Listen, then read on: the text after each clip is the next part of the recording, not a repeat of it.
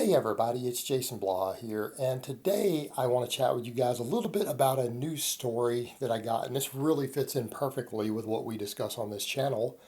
And there's a professional rugby star by the name of Darius who watched the Game Changers documentary, decided to give it a go back in November, and already here in February he's had to drop the regiment. He's gone back to eating meat and dairy because, as he reported on his team, and to his team and to his coaches, and everyone noticed, he could not train the way that he needed to train to continue to do what he was doing. It interfered with his recovery and training. And this is what I've been talking about with these sort of diets. And I'll get into why in a minute, because a lot of vegans are going to come in and they're going to argue, and I'm going to explain how this is going to work. If you guys don't listen to this whole video before you propose your stupid ass arguments, I'm just going to hit the ban button. That's it, you're gone. Okay? We don't tolerate that nonsense, because I'm going to explain to you what the problem is, and it doesn't matter that you found a vegan somewhere who managed to get strong, because there's a tiny handful, and the reason you guys have to highlight them is because they are so exceptionally rare. They are the exception to the rule, and that's why they're noteworthy. Okay, because you guys have like 3 of them. Out of all the thousands and thousands and thousands of ultra strong people in the world, you've managed to find like 3 of them. That's why you highlight them, because they're rare, because it's harder to do as a vegan. It's more difficult. So let's come over to the point. It's exactly what he found. His career, his passion, his profession was compromised by this goofy ass, silly cult fad. Okay, because that's what veganism is. There's no culture on the face of the earth that's ever chosen to be vegan. And for good reason.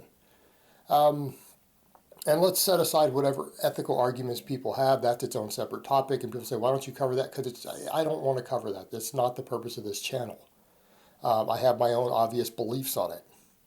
And they're well thought through beliefs that I have challenged and have thought through. And veganism just mathematically doesn't make sense from a moral or ethical perspective. It doesn't. You have to create some very skewed, bizarre fallacies to even come to their ethical conclusions. Because it's about feelings, not about logic or math or animal harm or anything else.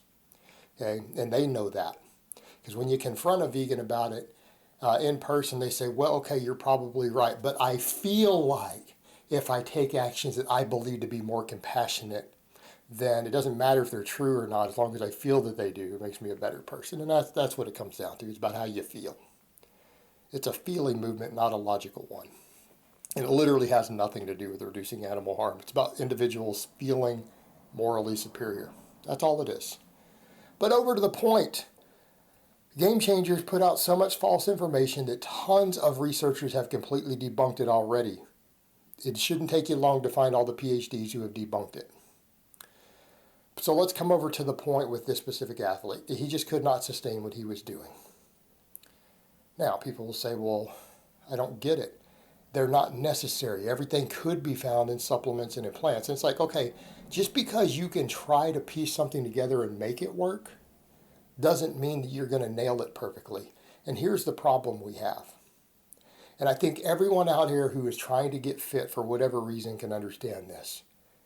It is very, very, very difficult to reach your goals. Okay? When you set fitness, health, or athletic, or aesthetic, even the way your body looks, goals, because these are all different reasons people train and train hard and dedicate years of their life to. To be really good at any of these things is hard, okay? It is very hard to become a professional athlete. It's very hard for most people to do what I do as a strength athlete, right? I'm in my 40s and I deadlift over 600 pounds. I squat mid-500s. In my 40s, okay? I'm not a 25-year-old kid doing this. It's not easy. It's not easy to achieve these goals.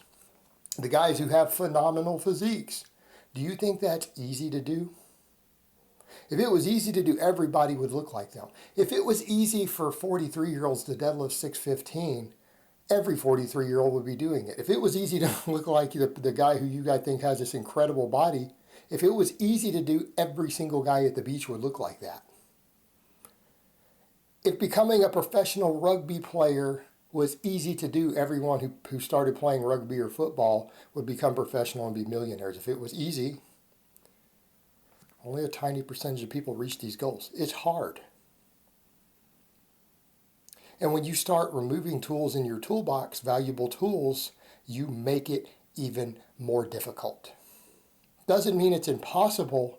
It's just that you have less margin of error and you're going to have to work even harder. And that's exactly what veganism does. And I'll take it to training examples in a minute. We know that meat, and particularly dairy, have enormous, massive benefits. And they are the most efficient foods for many things that we need for athletes, for recovery, for muscle building, for hydration. In fact, milk, when you look at the research on milk and athletes, milk is essentially a superfood for athletes. It beats in certain areas metrics that we study, even supplements that we've tried to create to replicate those things. Milk actually tends to beat it. They tend to beat the actual supplements for the things the supplements are designed for. Go do your own digging. Okay, look into hydration in milk, right, for athletes, for endurance athletes. Look into muscle protein synthesis and muscle growth involving dairy or milk. Look for the studies. You're going to be shocked. So when we start removing these valuable tools, it becomes more difficult. And it's not saying a vegan can't get everything with supplementation and perfect, careful planning. Is that your margin for error drops tremendously. It requires dramatically more planning, gives you less margin for error and less wiggle room, because even if we want to talk about there are benefits to athletes who are on phases of protein overfeeding, you can't protein overfeed as a vegan. All right, the protein itself is hard to get. It is also lower bioavailability. So in other words, your bioavailability is only like 50 to 60%. So you have to eat double the protein. It tends to come into forms that cause other issues, gastrointestinal distress, absorption issues, all these other things that can be a problem for getting other things that you need. Right? Not everyone can even consume enough vegan protein to reach their strength, fitness, or muscle goals. Okay?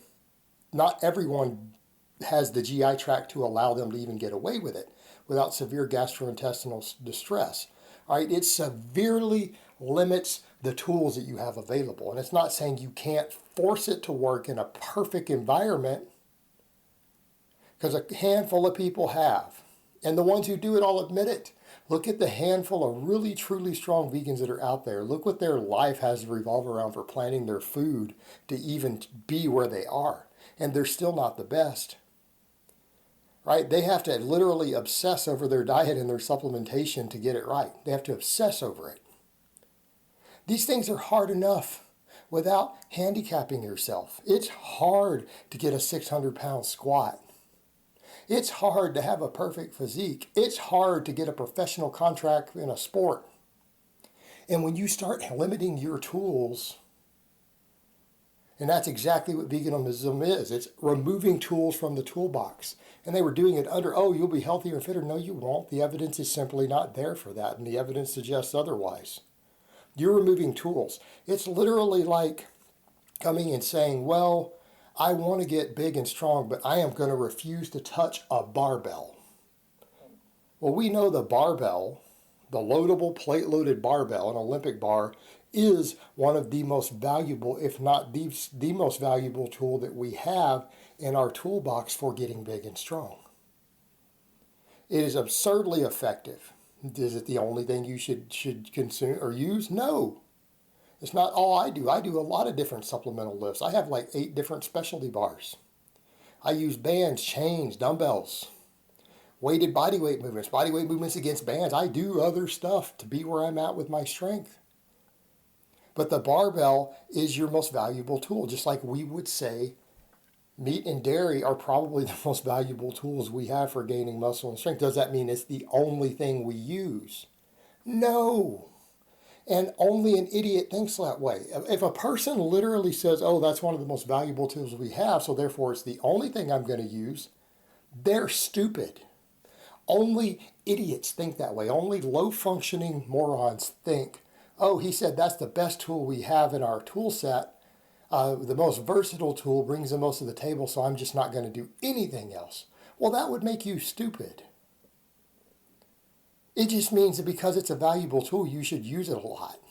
It should be one of your main go-tos. And if you choose to remove that tool, if you choose to use only kettlebells or chains to try to get as big and as strong as possible. You still might achieve it. It's just going to be harder. It's going to take more planning because you're removing extremely valuable and useful tools out of your toolbox arbitrarily for no reason, over some philosophical argument that you've been convinced of. Okay? Some moral argument. You've been convinced not to use this tool, and it's the same thing with diet. And again, it's just this whole bizarre black and white thinking that people have, which again is indicative of either mental illness or a low IQ. That's the only possible explanations for someone will say, well, since plants are valuable, I'm going to eat nothing but plants. Well, that's pretty much you're mentally ill at that point. The same thing with people on the carnivore type diets. Oh, well, since meat is so valuable for gaining muscle and strength and performance, I'm going to eat nothing but meat and avoid these plants. Okay, you're removing valuable tools from your toolbox. You're probably either mentally ill or you're stupid.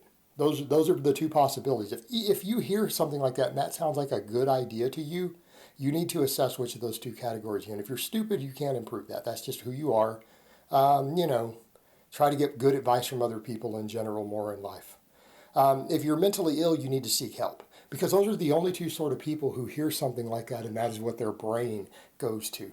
Normal people who are at least average intelligence and not particularly mentally ill hear, hey, that's a good tool, so let me combine the different good tools that I have and try to use them effectively together. Okay, I should probably eat meat, dairy, and vegetables. Yeah, I should eat vegetables and plants too. They're all valuable tools towards my goals. Okay?